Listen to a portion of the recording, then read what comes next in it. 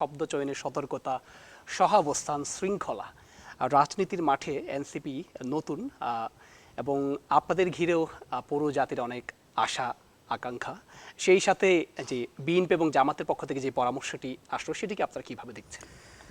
আসলে রাজনৈতিক মাঠ হচ্ছে এমন একটা ফিল্ড যেখানে আমার যে প্রতিদ্বন্দ্বী থাকবে তার ইতিহাসগুলো নিয়ে আসা, অর্থাৎ সে কি ভালো কাজ করেছে, সে কি খারাপ কাজ করেছে।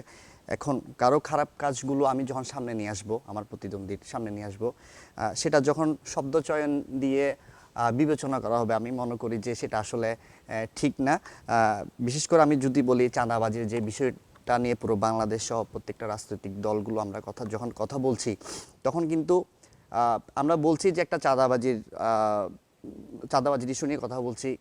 হয়তোবা কখন আমরা কোনো দলকে মেনশন করছি না, কোনো ব্যক্তিকে মেনশন করছি না, কিন্তু দেখা যাচ্ছে যে যদি কোনো দল বা যদি কোনো ব্যক্তি সেটা তার নিজের দিক দিয়ে নিজের মনে করে যদি সেটা শব্দচয়নের ক্ষেত্রে অপপ্রয়োগ মনে করেন, সেখানে আমার মনে হয় এখানে রাজনৈতিক দূরদর্শিতার ব্যাপার স্যাপার আছে। আমরা অবশ্যই চাইবো আমার যে প্রতিদ্বন্দ্বী থাকবে তার সেই কুকীর্তিগুলো সামনে নিয়ে আসা, যাতে সামনের রাজনীতিতে, সামনের বাংলাদেশে যাতে এই ধরনের কুকীর্তি আর কেউ করতে না পারে।